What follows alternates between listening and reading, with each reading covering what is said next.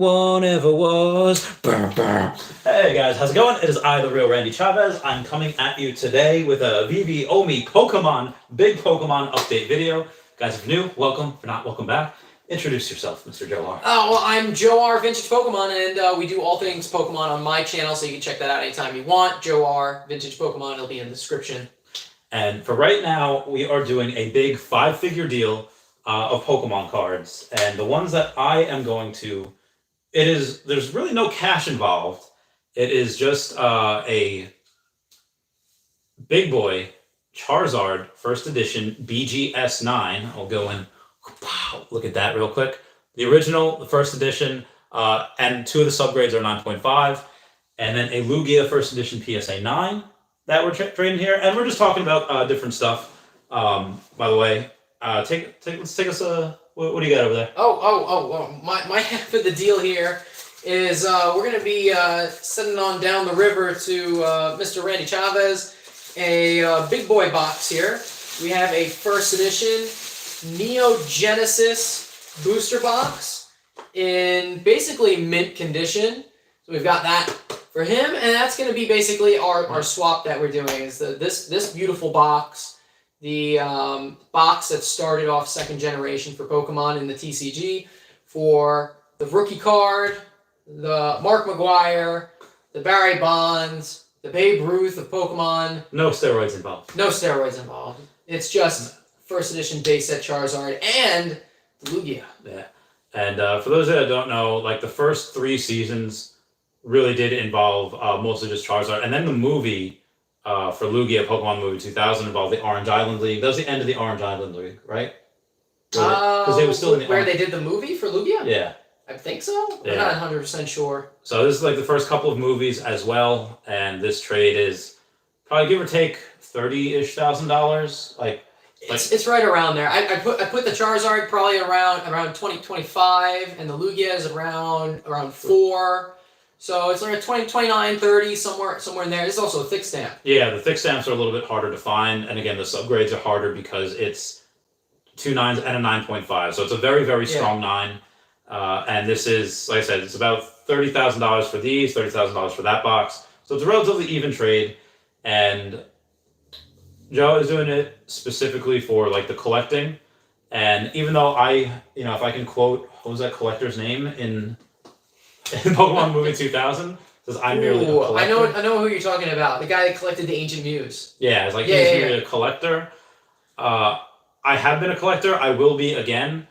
I don't think I could sell this right now. If it comes to it with Omi, and Omi decides to go from 0.0027 to 0.001, I would most likely sell some of my Bitcoin for Omi as opposed for this.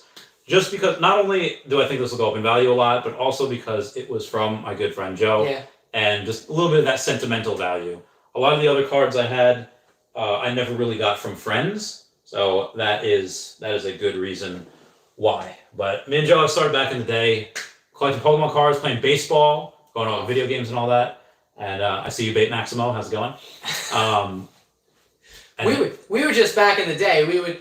Like a whole day would just be, hey, come over to my place. Let's just play a little Super Smash Brothers 64, which we're done here. It's probably what we're gonna go do more of because we could just play that for hours.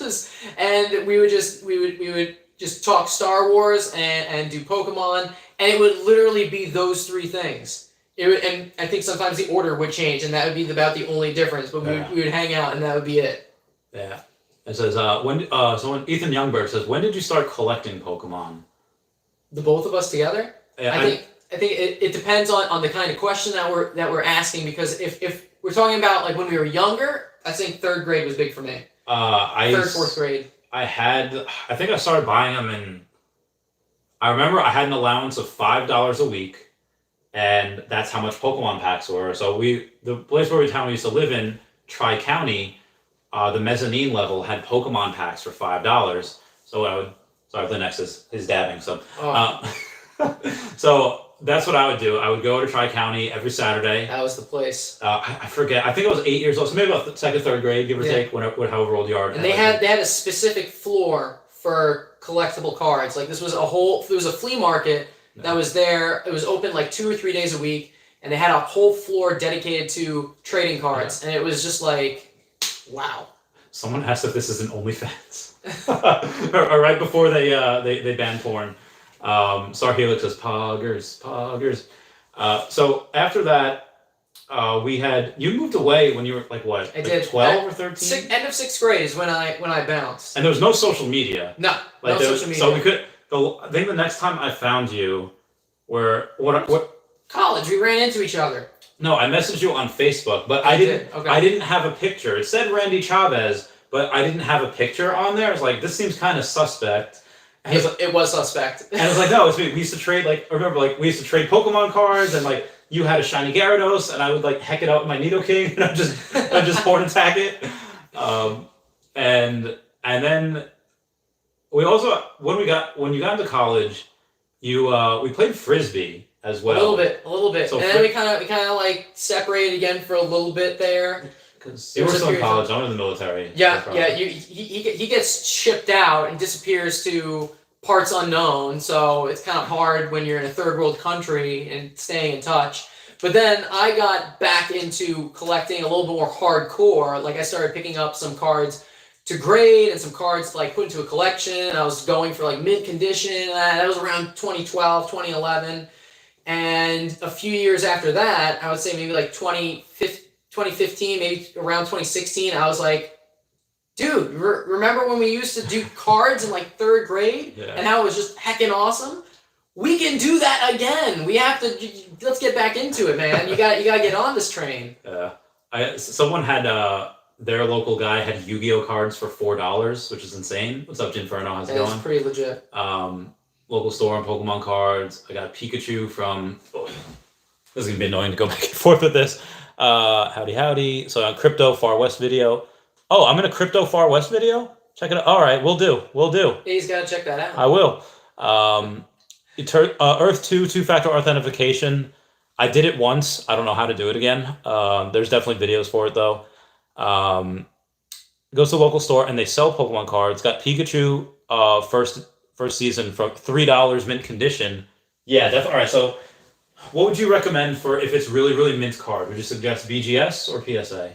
Oh, that's tough. You know, first of all, neither company is even accepting cards unless you're willing to pay like an express to like ship them to them. And also it's like $50 a card. Yeah, they're both shut down right now. I mean, PSA, BGS, basically whichever one you can get is the one you should go with. And we don't know what this is going to do to the lower cards like the commons and uncommons. Even first edition PSA 10, $20, $30 for them. It doesn't make much sense to pay $50 to grade them just to sell them for $20 or $30. Yeah. The only time you do that is to complete a set, maybe? Yeah, and listen, I mean, if you want like a straight up answer to that question, PSA has the largest market share of Pokemon trading cards. I mean, that's where the majority of cards that collectors are going after, that's where the majority of them are. PSA. And that was before the buyout. BGS is second, and I would say CGC is coming up. It's like the redheaded stepchild of the three. A lot of people swear by it. A lot of people are like, oh, CGC is amazing because of their turnaround times. That's because they're new to the game. Not as many people are submitting to them. You have to keep that in mind. So PSA first for most value, BGS second, and CGC third. If you're just looking for condition, something really nice, I mean, this Charizard is BGS that Mr. Chavez here is trading with me, and I mean, I love it. This card, I would say, when you are collecting cards, when it's a card this valuable, you have to look at the card, not the grade. I looked this card over and I said, this card is worth its grade, and then some. I really enjoy it. I give it 2 thumbs up, and that's why I wanted to go with this card. I tell you, actually, there was somebody else that had offered me a similar trade, the box for a PSA 9 Charizard. And we have to keep in mind something, guys, that the values have been going all over the place. So if there's anybody out there that's like, this is not worth this and this is not worth that, this is a deal that was made a couple months ago. And we're very honorable gentlemen.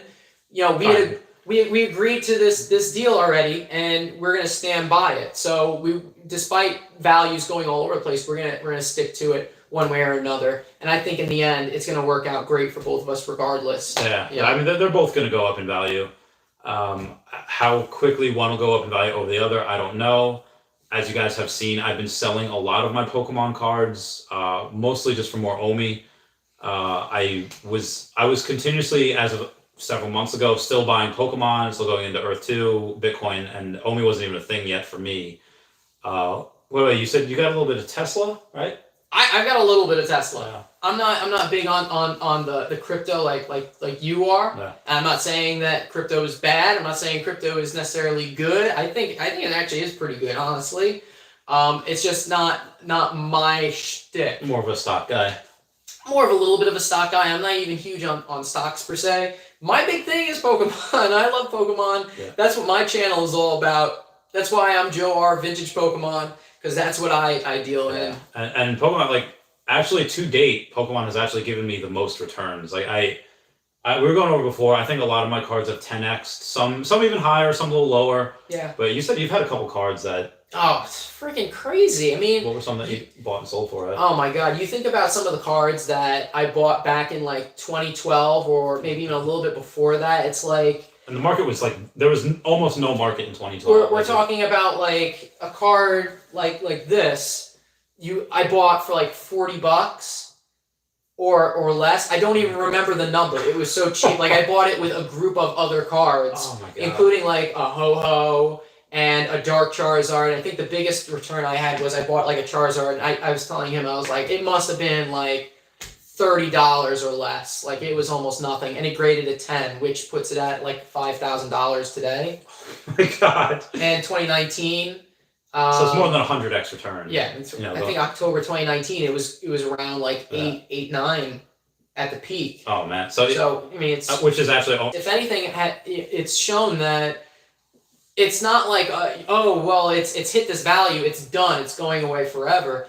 Pokemon, just like any collectible, like any stock, it's something that you have to just stick with over time. That's why I think the best thing to do, and a lot of other people will say this too, is just don't stop wanting to buy them just because they've gotten to a certain point. You keep going with it. You know that it's going to keep climbing. You're going to have dips, you're going to have ups. But in the end, it's still a collectible that a lot of people want, and just like Tesla has its ups and downs, Pokemon's got its ups and downs, and you have to look at the long term. I think that's the big thing. Is it's about the long term. Yeah. If you're in it for like 1 year, you might be in for a bad time. But you have to think multiple years or even decades and not months. Yeah. And it sucks trying to sell in this market because Pokemon was up here and now it's kind of down here, and it'll go back up again. But again, I mean, we do differ on a little bit of investing size. Like, you have an amazing house, and you guys have seen. You guys have seen like my room that I rent out. We're gonna do like a whole nother video because we're like the type of lifestyles that we've kind of like drifted towards. I purchased a house, and he's kind of like going all in on his investments, and so going 2 different routes. It's just fascinating, like which way you can go with it. And we got Raybacks with a $5 super chat. Like, any plans for Pokemon entering the play for pay NFT, play for pay or pay to earn?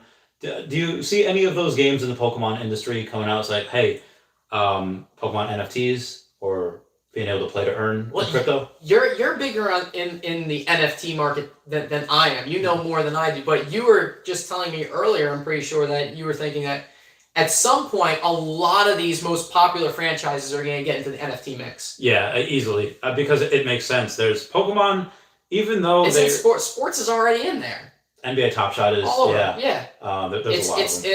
It's huge. Especially now because I think Topps is no longer doing baseball cards.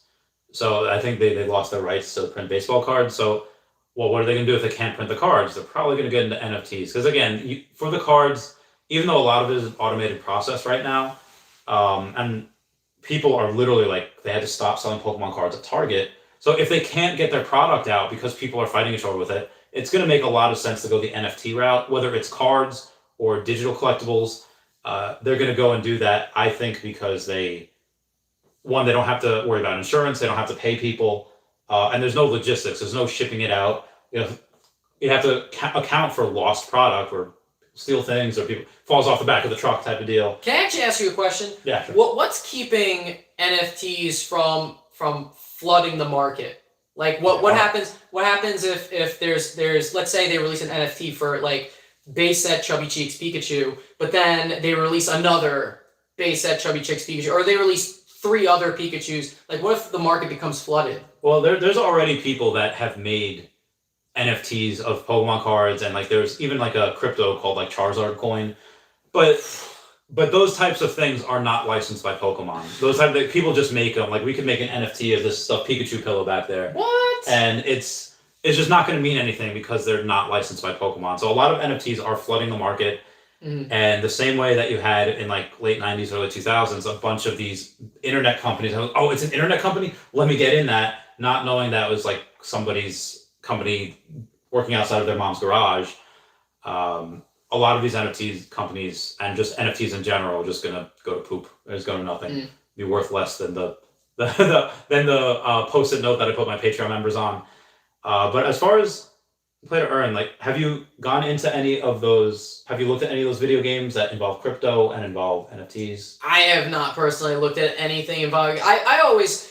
Crypto is just a market that's kind of like evaded me, so to speak. I mean, I've gone into Pokemon. It's actually really interesting how much crypto has kind of crept into Pokemon collecting, because I see all the time, and you included. I accept crypto. People will say in their Pokemon card deals, I will take this much in cash or crypto, and it's like almost a lot of these deals now, because there's that many people that are now diving into the crypto market. So it's almost becoming like second nature to see it mentioned in a lot of these Pokemon card aspects. Did you see that video game with Pokemon? It came out recently. I think it was online. It was almost like a Clash of Clans. Do you remember what it was called? I forget. Because I probably did see something about that. But it was an online thing, and you get these teams of Pokemon, but they only last like 10 minutes. Like the battles are only 10 minutes. You get a team, but it's not an RPG. It's like almost like a battle defense kind of. Again, similar to. Did it involve crypto? It did not involve crypto. Yeah, Star Helix is a nice display case. 1099 is the Pikachu I'm referring to. Is other part Venusaur? Oh, whoa. Pikachu when Venusaur? 1999 is the Pikachu I'm referring to, and the other part is Venusaur. Oh, nice. Right, you see Crypto Far West video. I didn't see that. Apparently I'm in it. So you're the second one to mention that. Oh, WWE SummerSlam tonight is going to be part of NFT with John Cena. You don't watch wrestling, do you? I've seen a little bit of wrestling. All right. Who doesn't know John Cena? Oh, Pokemon Unite, I think it's called. Pokemon Unite or the MOBA. It sounds so familiar. Yeah, like the MOBA. It really does. So, we all know that like Facebook and Instagram, they just know who you are if you use them enough, and they just start throwing ads at you like nonstop. So I'm almost certain I've seen something along those lines getting thrown my way, and I've watched the ad. Yeah. Oh, Spill. So I got in the drop today. I got 2 commons and an uncommon. It's the Vee-Vee drop. So most likely, you don't really know Vee-Vee, right? No, but I was hearing you were telling me that you had a bunch of your viewers get like secret rares the other day. Yeah, I literally 5, and you were like, it was blowing your mind. You were like, 5 of my viewers got secret rares. Oh my god. Yeah, literally. So when the secret rares dropped, there was only like I think 500 secret rares dropped on Thursday, and 6 of them, so 1% or 1% of them were on my channel. It was fantastic. And then yesterday, there was only 400 that dropped, and like 9 of them were on my channel. So over 2%. That says a lot about your channel, though. and the people that are in the market are also associating you with that market. And it's actually pretty fascinating. Yeah, it's pretty awesome. I actually am not surprised by this at all. So the I don't know, we got like DC, Marvel, like Rogers, Ghostbusters. What's some of your favorite characters? Scrolling through here. Spider-Man for sure. Okay, so he's up there. All right, so in these Spider-Man, this secret rare, and I have all of them. Unfortunately, I paid like $3,200 for this, and in the market they're selling for $1,700 now. So, you could first get them for $400, but they sold out before I could get one. They sell out in like a second. Oh, jeez. But what you can do, I remember you saying that you wanted to be in on that. Like they were dropping it and you wanted one. The goal is to, whether you're collecting or flipping, is to get the ultra rare, secret rare, whatever it is. That's insane though. Yeah, and you can do an augmented reality also. I'm not sure why it's not going. It's not loading for you? Yeah, it's not going to the augmented reality, but most likely this Vee-Vee app is going to have Pokemon, because they have Alfred Archon. You know who he is? No, who's Alfred Archon? He's the guy that brought in Pokemon. He made Pocket Monsters Pokemon. Oh, did he? He was the president of 4Kids Entertainment. Oh, wow. Yeah, he was the guy that at the beginning of each Pokemon movie, you see 4Kids Entertainment. He was president of that, and he does the licensing for Vee-Vee. So if there were NFTs, if there was ever somebody to bring Pokemon in, this guy would do it. Yeah. So if there were any NFTs on here that you could get, would you get them? Because you're not. I won't say old school. Because you're what? 30? Well, I mean, you have to use crypto to buy them then. No, not for this. For this, all you need to do is you just make a profile, and they have a stable coin. And for those of you that don't know, Vee-Vee has a stable coin called Gems. $1 is equal to 1 gem. That will never change. So it's not like going. You ever go to OpenSea, like NFTs? So for those that don't know, OpenSea is you have to make like a MetaMask account. You have to make an OpenSea account. You have to get Ethereum somehow from either a Coinbase and wrap it, put it on there, and then let's say if something's $2,000, you spend $2,700 because $700 for a gas fee. It's really confusing to buy those NFTs. It kind of sucks. But for this, so let me give you a comparison. This is my take on it. Okay. In the best way I possibly can. You obviously, and now you guys know, I collect vintage Pokemon cards. Joe R Vintage Pokemon. That's what I'm all about. I like stuff like this bad boy vintage first edition base set Charizard. So now when it comes to these Vee-Vee collectibles, it's very, very new to me. I don't do modern Pokemon cards. I do vintage Wizards of the Coast Pokemon cards. And I've never done modern. Now, in October, Celebrations is coming out. Pokemon Celebrations, 25th anniversary. It's a huge set. They're going to be doing re-releases of a lot of really old school vintage Pokemon. There's a re-release of the old school Charizard. That's something that has piqued my interest. It got me excited for it. So someone that's never ever had an interest in modern before is now suddenly interested in this one particular set. I would say the same thing with something like Vee-Vee collectibles or NFTs. It would have to be something super special that hits me right in the feels for me to really want to get in on it. So like, for instance, if they were like, well, we're going to release this NFT of like base set Charizard or original Chubby Cheeks Pikachu, something that would be like really hitting home with me. Yeah. Like Spider-Man, that's good. I like Spider-Man. You know, I'm a Spider-Man guy. But it doesn't quite do it for me. Yeah. So I would say that, and I think a lot of people have that point where if there's something that they're that attached to, they have that kind of nostalgia, it could suck them in. It can make them want to take the dive. So I would say I would be waiting for something like that, something that I like, oh, that's so cool. It's not going to cost me an arm and a leg. I got to give it a shot. Yeah, I mean, especially if they make, I would say that Secret Rare Spider-Man that starts out at $400, never going to go below that. If you're a fan of Spider-Man, I mean, it's like a no-brainer. You're going to do it. But they only made 1,000 of those. Mm-hmm. But if they make a, let's say, 30,000 Pikachus, and let's say, it's like $20 or $30, is that something that you would be like, all right, maybe? What does it hurt? It's $20-$30. Yeah. It's not that, it's not out there, you know? You paid $3,200 for a Spider-Man NFT. And it went down. Oh my god. And it did $1,500 since I bought it, so it was rough. But I learned my lesson. Never buy out the gate. You always wait. Risk reward. How many people told you it was a bad idea to buy a trophy Kangaskhan? Oh, and look what you did with that. Even people in the community. I think you even said like. I didn't say it was a bad idea. I said it was a lot of money. I said it was a lot of money. Which it was. It was a lot of money. At the time, it was a record price point of $80,000, and. How many of you viewers at home have $70K lying in your back pocket?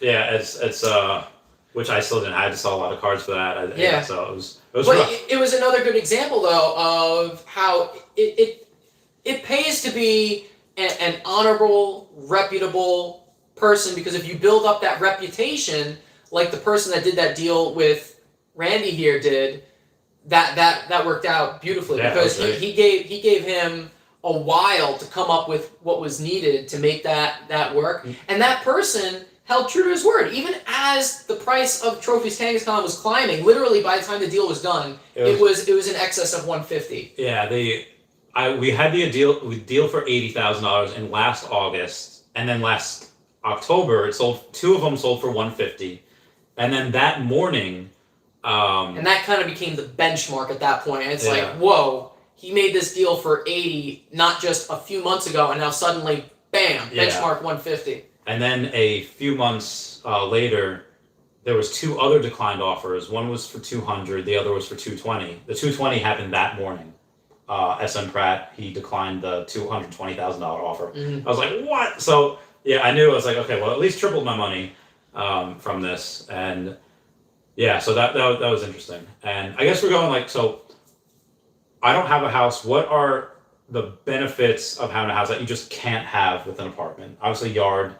Because when I go and I look at a house, I think it's great, and my girlfriend would be like, I can let my pets out, I can garden, but I just see like I have to mow this lawn, I have to trim these trees, I have to like trim bushes. Like I just see work, either work that I have to do, or because I don't really like to work. Oh yeah, no. Thank you guys for 10 likes, by the way. That means the world. Or I would pay somebody to go do that for me. Like, all right, money down the drain. I think the common thing that most people would say that own houses is that at the end of the day they could say that it's theirs. You feel like this is my property.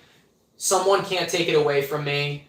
I own this unless you don't pay your taxes. Then Uncle Sam is gonna get mad. It's yours though. I think at the end of the day, and that's what somebody really likes. And most importantly, because it is yours. In most cases, I say most cases, you can't just like go ahead and build an in-ground pool. You have to get approval from the town and all that nonsense. Which is bull. Yeah, it's a lot of crap. But you can do what you want with your property. So when Randy was coming over to hang out with me today, I was working on the garden. I was making it look really nice. If I have an apartment, first of all, there probably isn't a garden. Yeah, you might have a little backyard space. Yeah. But it's a bit of a communal. I did what I wanted with it, and I built that to specifications that I wanted. I put in what I wanted. Now, obviously, if you own a house, there's a lot of expenses that go with it that you don't have if you have an apartment. So a lot of people will say like, oh, well, I'm paying rent that's going to a black hole that is never going to come out again. There's a lot of things with buying a house. I just had to fill my oil tank up with $500 of oil today, right? I have to pay for homeowners insurance and things like that. Oof. So, but besides it being yours, it's also an asset. Just like an NFT or a stock, Yeah. it is an asset. I can take this asset and hopefully, as long as you're taking care of it over time, it will accrue its own value too. Yeah, and I love the idea of, hey, well, I'm paying this off and I'm getting equity in the house. The one thing I do hate though is taxes don't go into your equity. Taxes just go to Uncle Sam. They do whatever with it, and I think that's the part that gets me more than anything, because that's just, I just hate parting with money. And then again, the $500 for oil.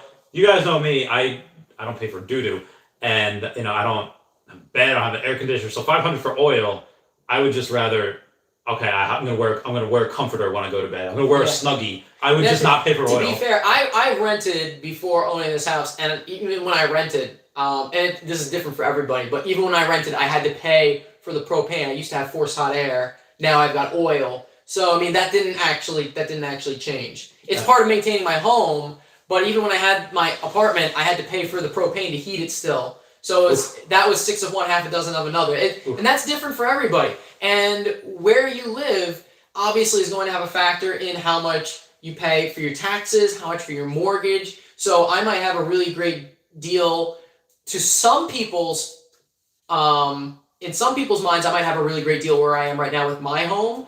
And then to somebody that lives somewhere else, it might be a really terrible deal. It's all about your location in that regard. But at the end of the day, my home is an asset. And I would have to think, what I pay for my mortgage is close enough to what I paid for my mortgage my rent for my apartment.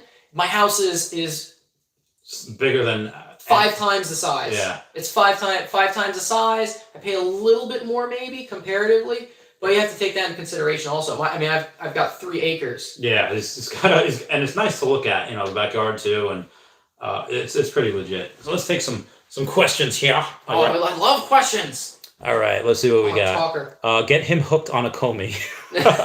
So that's just sort of luck. Yeah, I think it was the 10-cent game, Star Helix. This guy seems like he's worked at GameStop. He hasn't. I don't work at I would not. I don't want to work at GameStop. Oh, the Pikachu Omar got was a 1999 Wizards 60 out of 64. Was that Jungle set? Wizards. What was the number on it? It was 60 out of 64. It's Jungle. It sounds like Jungle. Yeah. The Venusaur I saw from base set was for 95 in Hollow. Should I go for that? And it's mint condition. I mean, it's probably easier to resell for Venusaur. Yeah. It's probably a Hollow though. Yeah. I mean, it's probably just what are we talking unlimited. Base set Venusaur? Base set Venusaur, probably unlimited. Oh, if it's unlimited, it's a Hollow. It's still still pretty good. Still a good thing to go for as long as the price is right. Yeah. So we got Jim Furnace and Gem Bounce before Comics 120. Oh my god. So this guy Jim Furnace, when the comic books were dropping on Friday or Thursday, Friday, Saturday, he had $125 in his account. Yeah. And then after flipping everything, now he's got a balance of $427. So he was flipping. Oh, very good for him. Yeah, and that was only with 125. Awesome. So if you put in like a couple grand, you get a lot. Justin says America is free, but you can't build a pool in your yard without getting permission.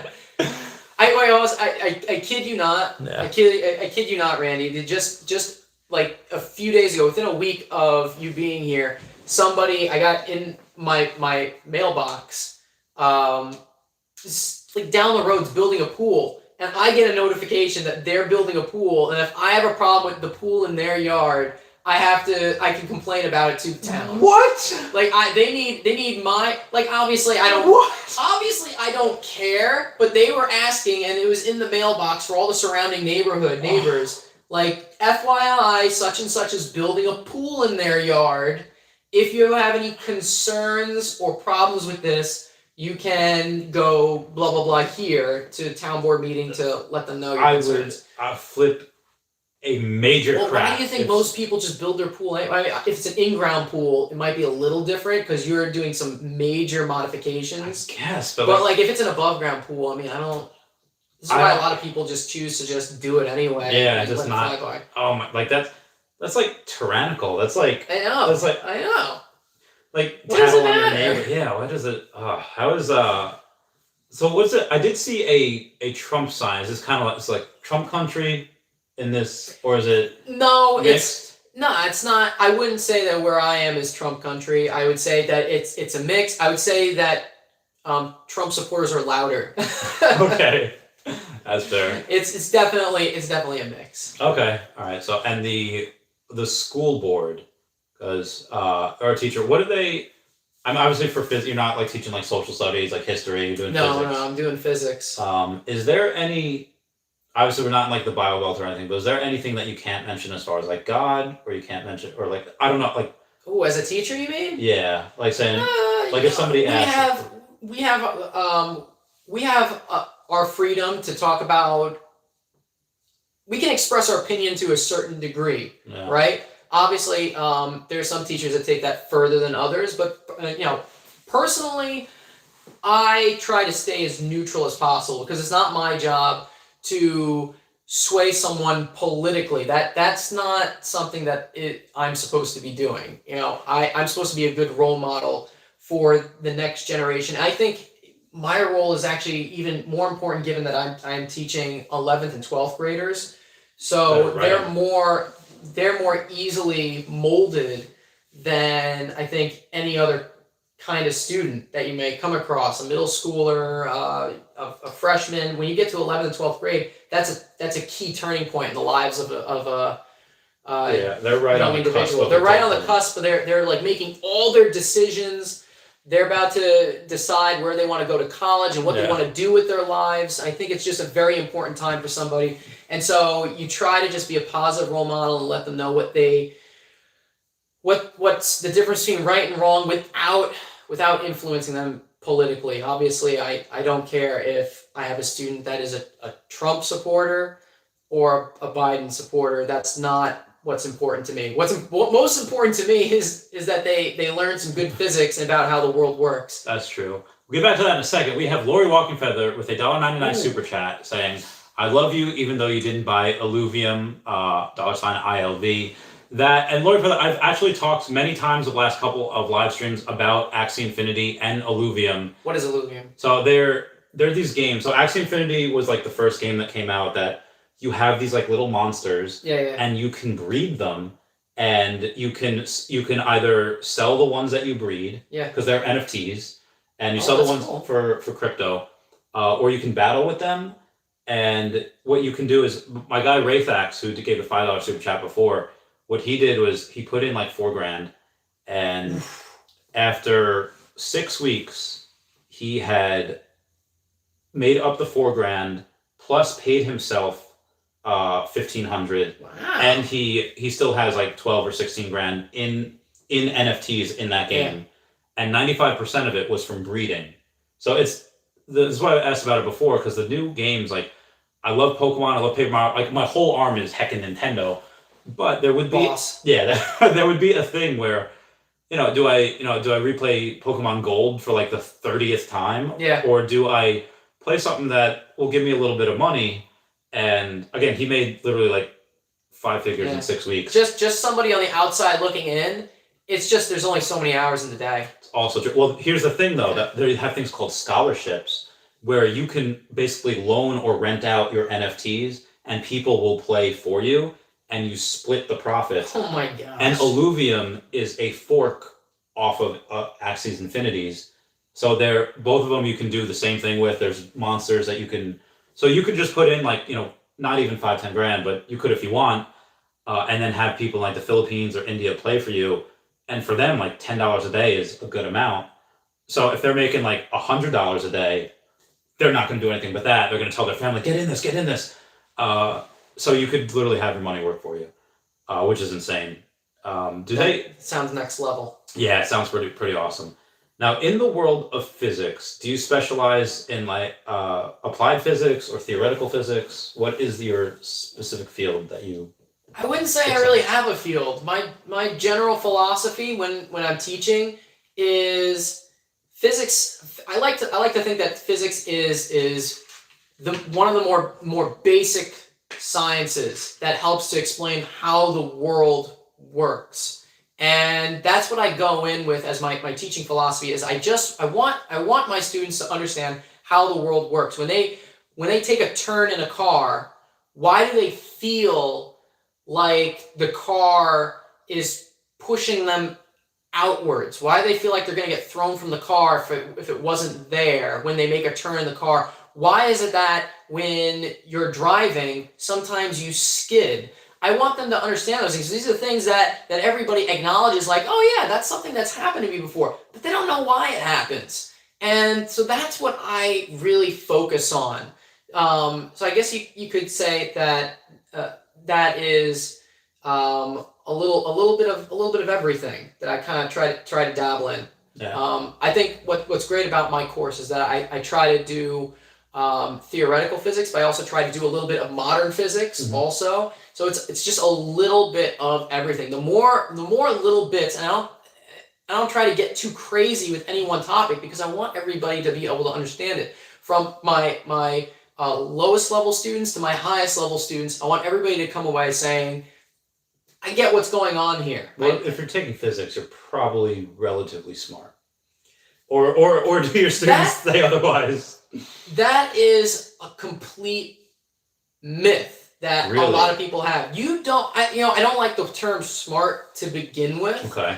But many different types of intelligence. It's 100% a myth that you have to be smart or incredibly intelligent to take physics. You really do not need to be any of those things to have an understanding of how the world works around you. Because at the end of the day, there's a lot more complicated things than understanding the principles of friction and how it relates to your vehicle. Right. It's just yeah. when you get down to it, it's actually probably one of the more simpler things. And I think what actually makes physics seem more complicated than it actually is students take biology and chemistry before they get to physics a lot of times. Yeah. Chemistry is a lot harder than physics. Okay. It's more abstract. You can't really see molecules and atoms. It's more stuff that you just have to kind of have in place in front of you. Like, here's the periodic table. You know, you can't see an atom of gold or the inside of a nucleus, but that's just something that you have to kind of memorize and know. Where then you get to physics, I can give you a demonstration. I can swing balls on ropes. I can prove that something mathematically will happen in actual real life with a projectile launcher. I can actually prove those things to you. So I think it's easier in physics. You can have it hands-on, visually, and you can have it on paper at the same time. And there's an endless supply of videos and demonstrations that are at my fingertips for anything that I want to show my students. I love that too. We'll get back to that in a second. Wes with a $1.99 super chat saying Joe R is acting like he's at a job interview. I mean, I just like the way we were talking. Can I tell you, I love how somebody said that I work. I'm assuming that somebody said it was like I worked at Gamestop because I come off as passionate. And you walk into a Gamestop, what's the first thing they do when you walk into a Gamestop? Can we help you with anything? How you doing today, man? Yeah, I'm doing all right. I'm just browsing. Okay, but I'm here. I'm here. You let me know if you need anything. Oh, you're gonna buy this game? Are you our super duper de-duper GameStop Supreme member Extreme? Because if you are, you're awesome, and you should do that. Yeah. And they do everything in their power to try to convince you to join their team and become a GameStop rewards member. And they just do it with such passion. I think that's kind of like what that person was saying. Yeah. But they said I look like I work at GameStop. Not to mention, I think I have a baby face. I get that all the time. Yeah. Danielle was saying that when she's like, "Oh, he looks young." I think it's a rule. You have to either be in high school or college to work at GameStop, and then if you're still working there after that, you're possibly past your prime. Possibly. Possibly. Lori Walking Feather with that super chat giving me an ooh face. I don't know what that guy was. What was it called? Just my hero. Oh, I love you too. So going back to physics, Elon Musk actually said that one of the most difficult parts that he had of getting the Tesla Model S or the Roadster to go in 60 in under 2 seconds, 0 to 60 in under 2 seconds. Yeah. Was the tires, because they couldn't be like frictionless or else you wouldn't be able to stop or turn, but they couldn't have like too much tread or whatever, or else it would cause too much friction and it would be hard to get. So I said that was like the hardest thing. Yeah, well, that actually makes a lot of sense because you need the tires to be able to grip so that the tire can rotate. But if there's not enough friction, then you're going to have slipping. Yeah. And what happens then is you're going to spend your 2 seconds not going anywhere because your tires are going to be spinning so fast, you're just moving in place. It's almost the same thing as if when you're on ice and you go to walk, you don't go anywhere because your foot just slides over the ice. It would be the same thing if you rotate a tire really, really fast. And so with friction, you need the right materials and you need the right amount of force to make the object move easily or more easily. With tires, typically you want more friction because that's going to give you more grip. You want to be able to grip. You don't want to slip. Slipping is bad. When I read that, slipping is how we crash. I was like, whoa, like that it didn't make sense. And I was like, oh, okay. He explained it. I was like, yeah, that makes a lot of sense. Yeah. Now, do you ever go small? Like, I read The Particle at the End of the Universe, and I think it was just about the Higgs boson. The God's particle? Yeah, the God's particle. Do you ever go small, like super, like fermions and all that? Well, in my physics class, and these past 2 years have been really tough because normally I love getting to talking about quarks, which for anybody that doesn't know about quarks are freaking awesome because they are the particles within the particles. Like everybody thinks of the nucleus as super tiny. Yeah, everybody thinks of the nucleus of an atom as like the end all be all, but what's inside of that nucleus is the protons and neutrons. And you go, oh, okay, well, protons and neutrons, well, that's got to be it. No, inside of protons and neutrons, then you have quarks on top of that. And so that's the really cool stuff that's fun to talk about. That's where it gets very abstract also because you can't see those things. It gets crazy. It gets crazy abstract. I mean, that's some modern physics right there because it was only hypothesized until when did Higgs boson come out? It was hypothesized. 2013 was when they discovered it. That was at the Large Hadron Collider. The Large Hadron Collider, the LHC. When did he start hypothesizing about that? Oh, it was a while before that. I think it was like what, 80s? I think it might have been the 80s when they hypothesized that. What's crazy, guys, about quarks is that they're extremely unstable. So as soon as a quark is outside of a proton, quarks make up protons. As soon as they're outside, they destabilize. Basically, they're gone, just like that. So they're there for. Yeah.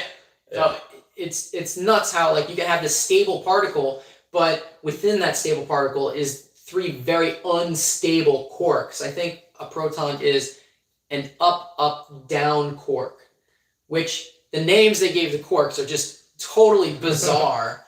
Which part of me thinks that they did that to simplify it and make them easier to understand. You've got up, down, strange, top, bottom, and I'm missing one.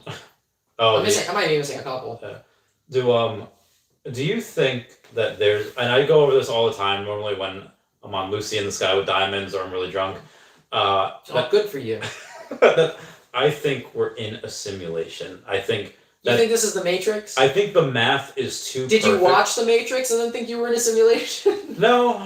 When I watched the Matrix, I might have watched it at your house back in the day. Might have. Were you in Boy Scouts? No. Were you in Cub? No, you weren't in Cub. Because I remember the first time I watched The Matrix was in Cub Scouts. They did one of my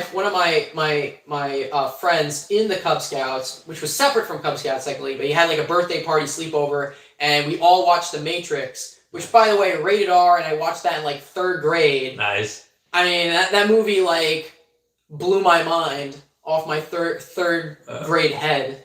Yeah, I forget where I watched it the first time. I remember your house was fun because like my mom was like kind of strict when I was younger, and she wouldn't let me have like Pop-Tarts. And I remember you're trying to be a switch hitter, and she was like, "You're not a switch hitter." And yeah, like, I am a switch hitter. Yeah, I wanted to try. We were playing baseball, and I did certain things lefty, and I was trying to I'd sucked at batting anyway, so I was like, all right, if I suck right-handed, might as well try. You and me both, buddy. Might as well try left-handed. I was a decent pitcher though for back in the day. Like 1 or 2 seasons I was, and then I went on this team that the kid's coach was a dad, and they just let his kids pitch. Like, okay, well. I remember that. Yeah. But yeah, so I think that the math is, if you were to make like a simulator, if you were to make a game, the how you would use it would be math, and the math I feel like is almost too perfect. What, for what we are living right now? Yeah, like anything that happens, there's an explanation for it. There's physics, there's gravity.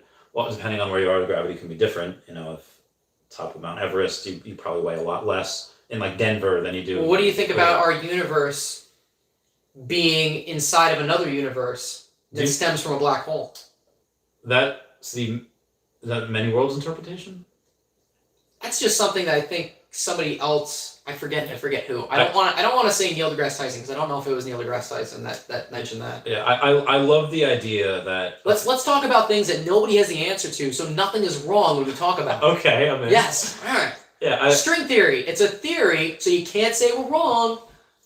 I do love that. I love the idea that when a sun explodes and grabs everything close to it, and it collapses in on itself, and then every single particle of matter is the Big Bang to another universe. Sounds so heckin' cool, because that's infinity. There's 2 different types. I think that's the thought, is that a star collapsing and causing a black hole might be the cause of another universe, Big Big Bang. Yeah. And that's the many worlds interpretation. The Copenhagen interpretation is just like, no, there's only one universe, there's one world, and that's boring AF. Like, why would you want to live? It's boring, therefore it can't be a possibility. Yeah. We have to think of other crazy shit. I don't want to live in a world where this is it. Like, it's much more exciting to go and live in a world where there's so much more possibilities. Was that another super chat? It was. We got Lori Walkenfeather saying, watch the new Free Guy movie in theaters now with Deadpool actor, totally simulation theory. Oh, with Ryan Reynolds. Oh, I do want to see that movie. All right, we it does kind of come off as being. I mean, I don't know what the movie's about. I haven't seen it. I've seen the commercials for it. Apparently, simulation theory. It sounds a lot like that. Yeah. Yeah, I love. I was just on a plane for 9 hours the other day. Which, by the way, don't if you can help it, unless you're going someplace heckin' cool, don't get on a plane for 9 hours because it sucks. I flew first class for the first time the other day. I'm never going back to coach. You did not. I did. I went to I want to see what it was like. It was only. What was it? How expensive was it? It was only an extra $70. I was like, what? Yeah, so I was like, no, it wasn't. Yeah, it was because I had bought my ticket like for coach, or economy, whatever. And then like that day, I go to check in, and they say, "Do you want to upgrade to first class?" I was like, $70. Okay, you know what? Why not? I want Why to don't see they what it's ask like. me if I want to upgrade to first class? I'd do it for $70. I think there just wasn't enough people on the plane. Oh my god. And I was like, okay, why the fudge not? But that was only going from New York to North Carolina. Yeah. When I went to That's a short trip. from New York to Colorado, it was like $370 more. Yeah. So I was like, maybe, but then that's the one I should have because I was awake for that flight, and it, Well, it's actually it's funny that you said this because I on my 9-hour flight, which was to Hawaii, which might be part of the problem, but they asked us, do you want to upgrade to first? Well, they didn't ask us specifically. They said we're going to auction off a first class seat. They said there was one pair of first class seats left, and we're going to auction it. And my wife and I, we were really excited. We were like, "Oh, that sounds awesome! Let's do that. That sounds great." And we were like, "Well, what's the starting bid?" And they were like, $1,000. I was like, $1,000 just for the privilege to try to win a first class seat? Oh wait, that wasn't even like $1,000. No, that was I paid for my seat already, and then I have to now bid an additional $1,000 just as the baseline to potentially win a first class seat. Oh, rip. Let's get some more comments over here. We missed a few of them. Oh, go. All right, let's see what we got. Lori Walkenfeather says, my ROI on Illuvium is 40 days, and it's not even bait. Yeah, so this Illuvium game, that's a fork off of the Axis Infinity, apparently is still beta, and in 40 days she made her money back. So play to earn is great. And Illuvium apparently is the closest Pokemon versus FTF looking 3D game. No minimum investment to stake. It's a governance token with voting and only 10 million tokens. That's not a lot at all. Same market cap as Omi. She says, I love you. Smart young man. Aw, thanks. Yeah. Most of this is Laura Walkenfeather saying caffeine's a powerful drug. Nomad Guitar says, best Pokemon card to invest in under $500 each. Aye, under $500? Yeah. That's tough. So 500 or under. I would say, well, you probably, a lot of them are going to be. I'm curious what you would say. I want to say first edition WotC Hollows. I would say, but there's not a lot of first edition. The first edition WotC Hollows that I like that are PSA 9 are going to be over, and the first edition WotC Hollows that are PSA 9 under $500 might not be worth it. Yeah, I wouldn't say, unless what does like a Kingdra go for from Neo Genesis? PSA 10. I don't even know if that, because it's just not as popular. I think you kind of hit it pretty good. We were talking about stuff like Neo Genesis here. This Lugia, a lot of the other hollows from this set, like the Pichu, is under 500. Oh yeah, PSA 9 is what, like PSA 9, because 10s are ridiculously hard. I think that's the thing that a lot of people are sleeping on. 10s for Neo Genesis, they're stupid hard to get. Like there's only a handful because there's a mess of problems with the cards right out the pack. This is a 9 and it's got a factory line on it. So a perfect unopened card came out of the factory already with some minor imperfections. That's why it got the 9. So a 9 Pichu, which is going right now for I think like 400 or most less. of the hollows in this, let's say you cannot open this and expect your money back. Yeah, no. Most of the hollows in this are going to be PSA 9, and the PSA 10s, if you do get one, are going to be like a Kingdra or a. They're not the most popular cards. Yeah, they're not the most popular cards. The only way you will get your money back for this set is if you grade almost. You have to grade a couple. You have to hit a couple 10s, and they have to be big hitters. Yeah, I mean, even if you get, let's say out of 36 packs, 12 of them will be hollows. Even if one's a Typhlosion and one's a Lugia, you're not even gonna get maybe $10,000 back. But if you do hit even like a Slow King PSA 10 for this, was it like $8,000? Yeah, it's a lot. The only way to make your money back is to either get. You have to get a couple 10s. Either a Typhlosion or a Lugia, definitely. You have to get a Lugia or a Typhlosion. Lugia's like a $100,000 card. That's the only way. Yeah. So I would say a Pikachu first edition PSA 9. And I think that's part of the reason why I think the 9 grades for this set are actually a really good if you're looking for an investment. I'm a collector. I'm invested in Pokemon, but I'm all about the nostalgia of it because I love the art. I grew up having so much fun with it. So I got a lot of feels in it. But you look at the price of that box and you look at the price of the PSA 9 hollows, they don't match up at all, which means there's room to grow for those things. Because I'm not saying they're going to catch up entirely. The box always going to outpace the price of the cards, but there's such a disparity here. I think that there's definitely a lot to be gained. Yeah, big difference. So that's our opinions on that. Everyone said, Peter VDB says, everyone use the like button. Thank you. Dean Dynamo says you can tell he's a teacher. I guess because you give like really thoughtful explanations of it. I try. Frankie Boy says, it's about being loud. Yeah, being loud, projecting your voice. So someone's got a Fantastic Four number 512 on the market, which is it's like for NFTs, like the lower the mint number, usually the more valuable it is. Can I ask you a question, actually? Sure. Why Spider-Man? I get that Spider-Man's really popular, but there's a lot of other... What about Iron Man? Iron Man's not on there yet. The only Marvel that they have is just a couple of comic books. They have Spider-Man and Captain America series. And they have Superman. That's DC, but yeah. Okay. Yeah. What about Batman? They have like 5 different drops of Batman. So there's like 6 different versions of Batman. So they have a lot of DC. Marvel's still in the process. Yeah, Marvel's still just coming out. But yeah, and Spider-Man was the first Marvel drop that they did. It's like historic. And then Dean Dynamo says, what are your thoughts on the Afghanistan situation? And are you guys allowed to mention current events in school? Or? Oh, we can talk about them all the time. But like I said, we try to be Switzerland. You know, I don't want to come off as sounding too political about any one particular thing. I can give my opinion. I'm free to give my opinion. But I have to be sensitive that not everybody will necessarily agree about it. So, I think personally, what's happening in Afghanistan is definitely a shame. Yeah. It's unfortunate what I have to see on the news, and it's unfortunate when some people do make it political. You've got the two parties are basically blaming each other. Oh, it's his fault. He set it up this way. No, it's his fault because he didn't have to do it the way he set it up. That's not fair. So, where I would come from it is more from a military background. Like, I guess I have two. Like one's like humanitarian background, one's like military background. One like there's a way. Even though isn't it hard to just pick up your stuff and leave after being there for 20 years all of a sudden? It's hard, isn't it? Well, to do it the right way, yeah, there should be a drawdown, and there should be.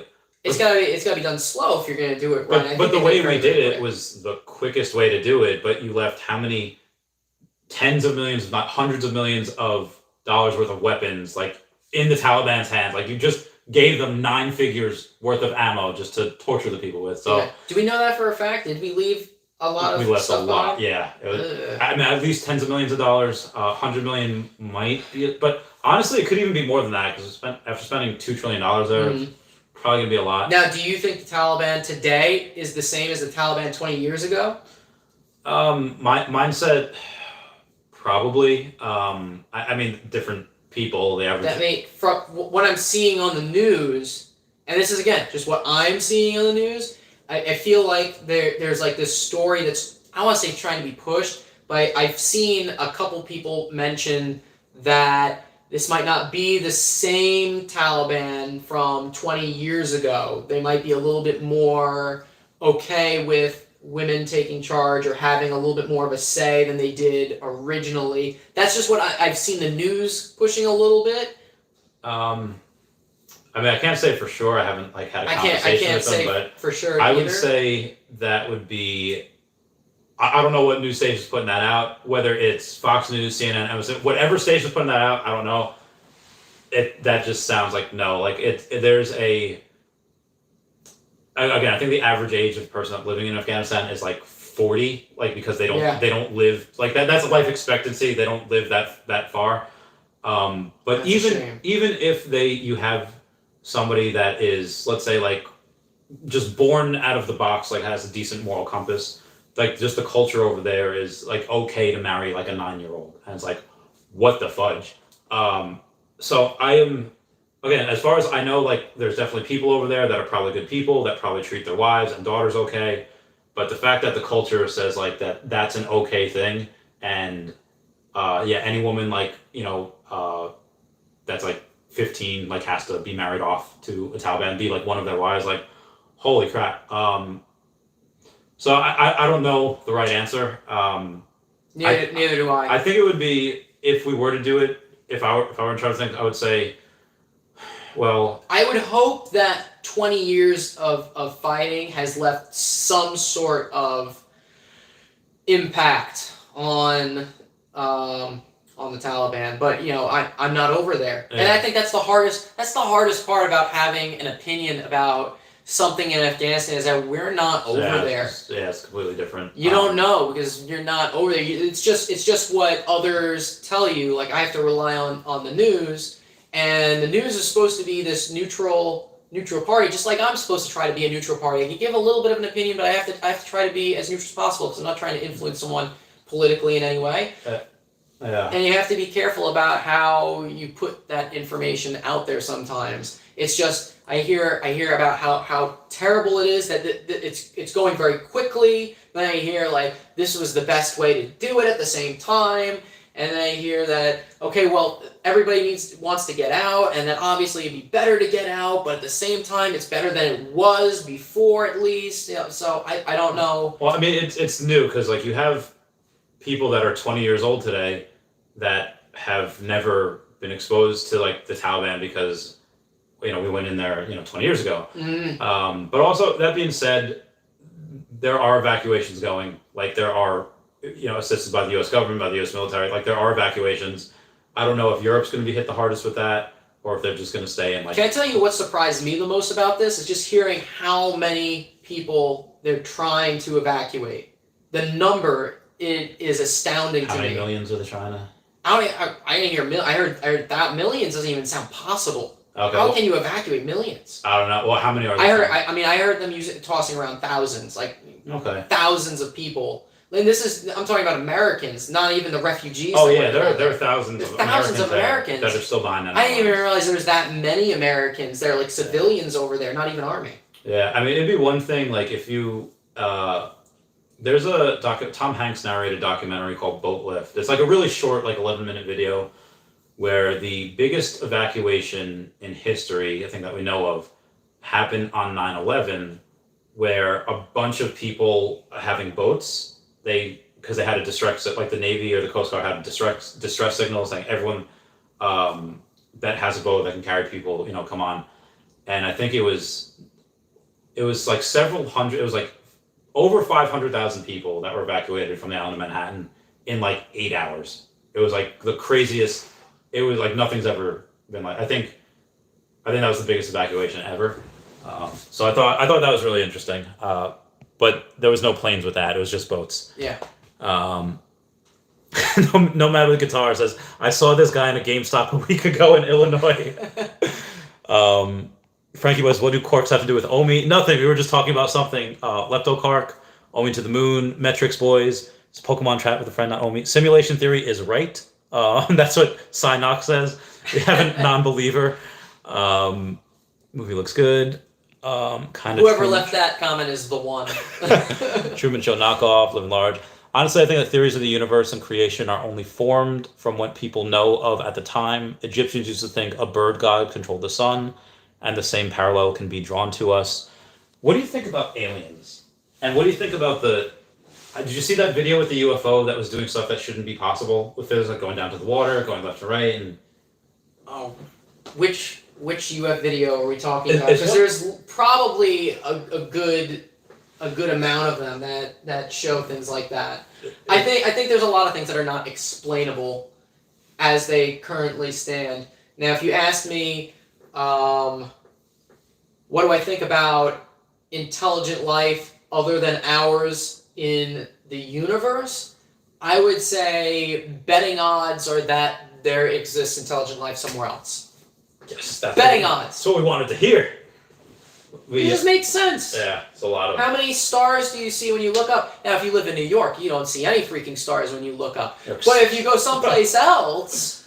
Ohio is one of the best places I've seen. It's dark in Ohio? Not like, let's say, like Cleveland or Cincinnati. I'm talking like the Tiffin, Gibsonburg area where there's like the occasional cow. There's nothing but fields and roads. And at night, it's just so heckin'. It's like almost like that's as close to a religious experience as I can get as far as like nature is concerned. I definitely feel that either like boxing like in the ring or with really good Super Smash Brothers. If you ever could get the chance to go somewhere, like middle of nowhere, and experience true darkness and look up at the night sky, you'll appreciate just how many other stars there are in our universe, because the sky is just obliterated with stars beyond your imagination. Not only that, but there's so many stars that when you look up, you can see with your naked eye, but some are just so faint you can't even make them out. So it's more than what you can see, what you can even perceive in your field of view when you look up at the night sky. And just you think about how many stars there are, and you think about the odds that there could be a solar system for that star, and the odds that there is at least a planet somewhere going around in one of those solar systems that is in the Goldilocks zone. I mean, the betting odds are that there is life somewhere else. Yeah.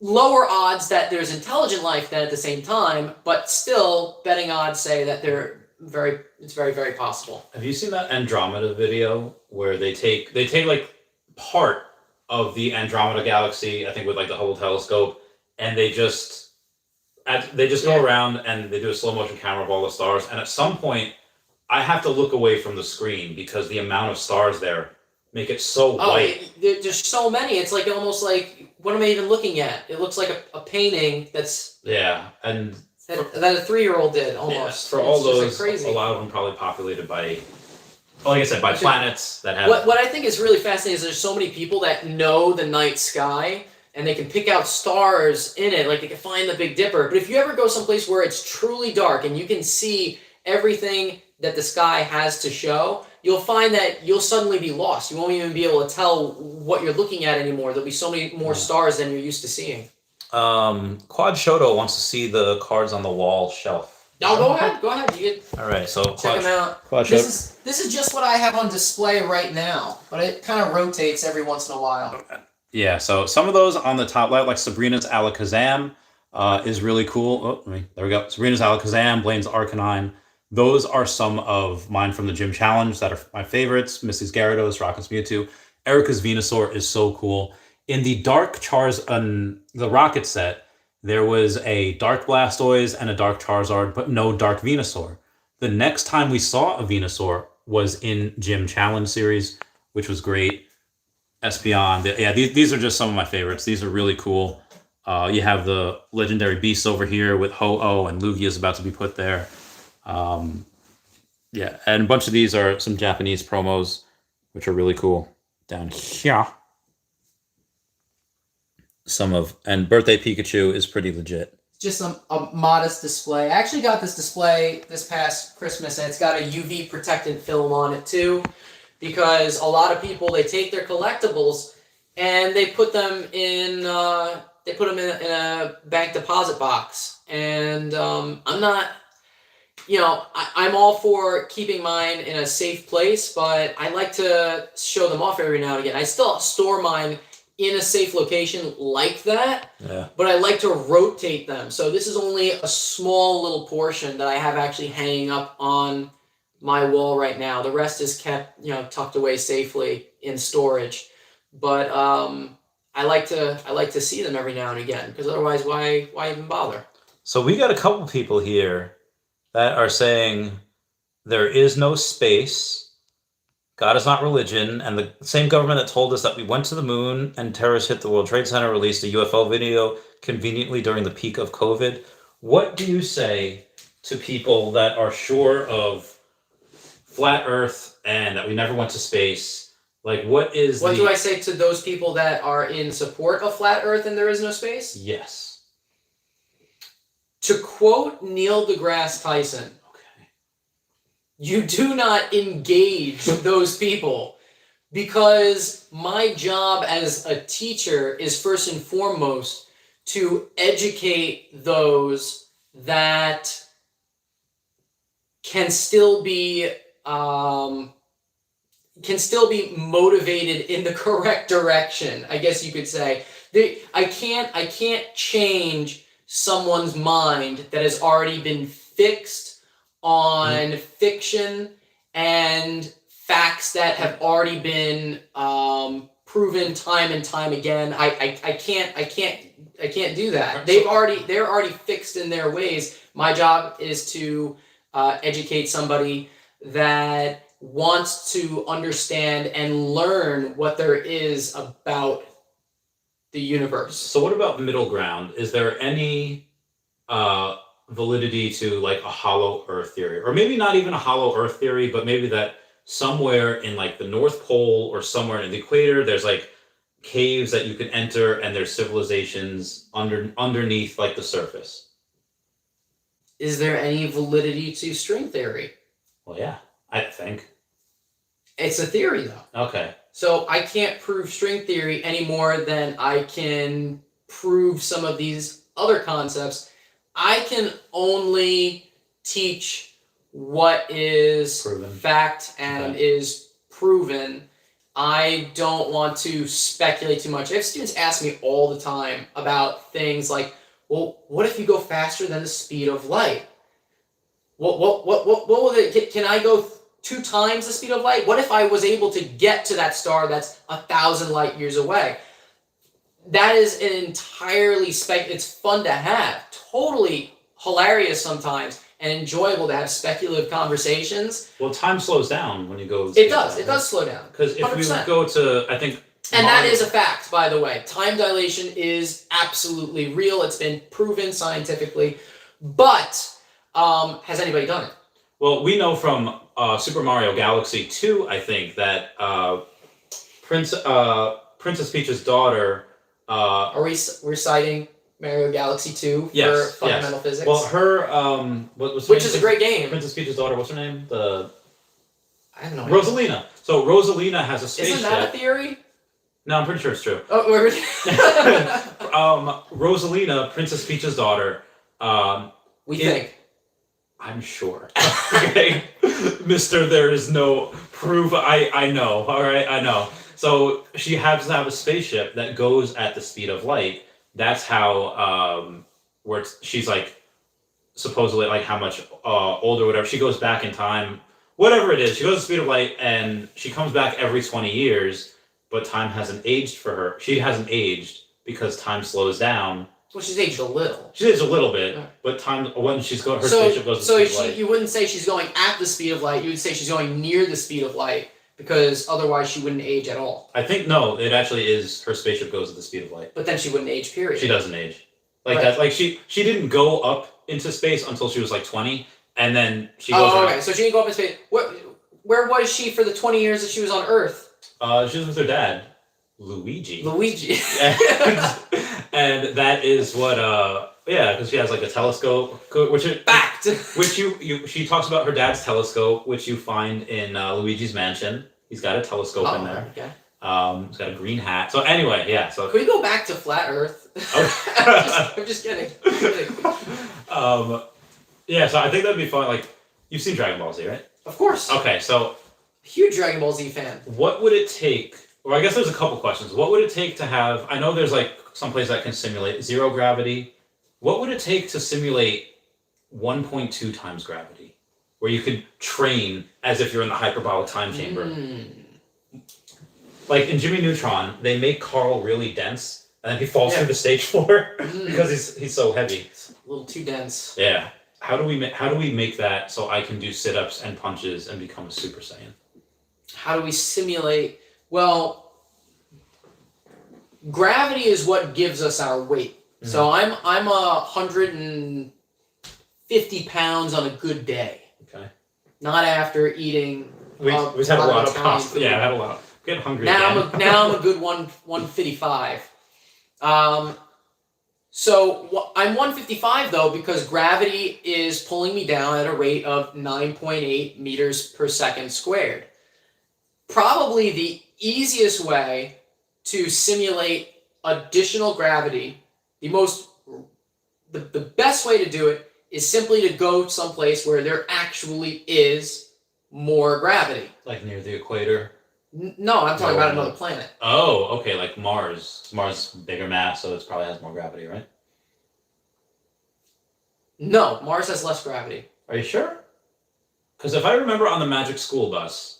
Pretty sure Mars has less gravity. Jupiter has more gravity. Maybe that's where they went. Gravity is determined by mass of the planet. So if you want to really experience more gravity, you go to Jupiter. Now, if you want to experience more gravity here on Earth, you can go towards the center of the Earth. Yeah. Not to the equator, but to like in. So we would have to. The closer you are, really dig. You experience gravity on an inverse square law.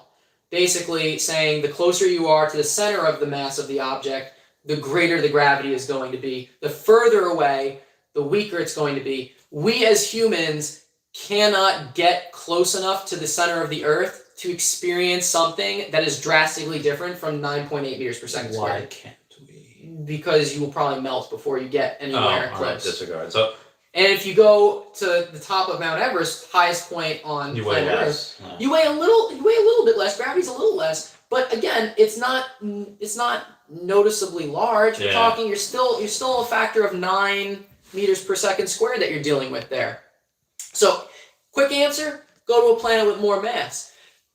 Now, to simulate it on Earth, I would say you could just wear heavier clothes.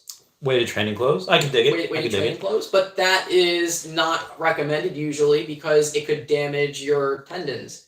Oh, that's also true. A lot of people actually say that wearing the ankle weights, wearing like Rock Lee, they mess your ankle weights on your calves is not actually that great an idea. You'll actually do more harm than good. Mess with your knees. Cynox says there's 1 in a billion chance we are in base reality. Think of the simulation theory as this. If technology continues to advance at the rate that it's going, which I think it doubles every 18 months, if I'm not mistaken. There's a name for that. I forget what it is. It begins with an M, I think. I thought it began with an M. Moore's Law? Is it? I think that's it. Video games and virtual reality will be so advanced we won't be able to tell the difference between them and reality. I should have brought my Oculus Quest. Well, first of all, bring it on because that sounds heckin' awesome. It was really cool, especially the day I can think I have an actual T-Rex next to me is the day I'm alive. Especially the VR board.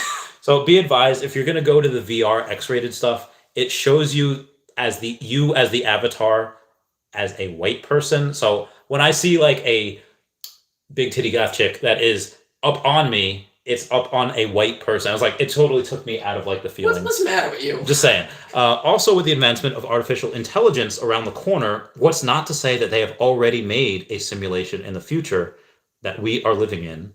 And I think that what's not to say that we're living in a simulation inside a simulation? I don't know. Your subscribers are fun. They're great. Justin says he could list reasons why. If I did work in GameStop, would I have conversations like this?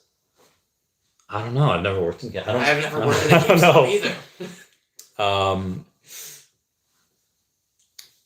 Buzz Aldrin said himself. What's not to say we're Wes is God spoke the world and everything into existence. Sounds like coding language. Ooh, that's good. Coding. I think. Who is it? Einstein said, "I want to know the mind of God," but it wasn't the God that people pray to. I thought Einstein said he didn't want to. God doesn't roll dice. I think is what he said. He doesn't roll dice with you because he didn't like the idea of quantum mechanics. Yeah. He didn't like quantum mechanics. Therefore, God doesn't play dice. Yeah. I wonder what. Can we just pause and think about God playing dice though for a second and how hilarious that is? I'm just thinking of Snake Eyes. I'm thinking, who's that guy in Con Air? He played like the serial killer. He was a firefighter and he actually went back to 9/11. I think his name was Belushi. It wasn't like Jim Belushi or anyway. I just picture him saying, "Daddy needs a new pair of shoes." Sorry about Neil deGrasse Tyson believes in simulation theory. Oh, nice. Search it up in Elon Musk. I know Elon does. I think Neil deGrasse Tyson does too. He had like a panel with people. We are going. Is melatonin good to help with sleep? Yes, but too much for me. Like, it knocks me out. What time is it right now? I don't know. We've been at it for like an hour. You wanna? Oh yeah, it's almost 10. You wanna? Woo! You wanna get some food and go play some video games? Maybe we should get some food and play some games. Yeah. All right, guys. We gotta bounce. So we will catch you all later. Thank you everybody for the super chats. Those mean the world. I'll catch you all later. Everyone say, "Where's Dashi? Where's Dashi?" Everyone comment. Go like Joe R Vintage Pokemon. Oh, thank you. Joe R Vintage Pokemon. Totally. So Well, we do vintage Pokemon cards all the time. That's all I ever do. Is just I don't post every day like Randy Chavez here, but I try to post every other week just what we got going on, what we got coming in the mail, what we got collection wise. I think some videos that I've got coming up are going to be how to figure out the difference between a real Pokemon card and a fake Pokemon card, because that happens all the time. And I'm also going to be sharing these bad boys that we just traded today. So that's going to be on my channel, Joe R Vintage Pokemon. All I want to do is see you turn into a Super Saiyan. Bye, guys. A Super Saiyan. Meow.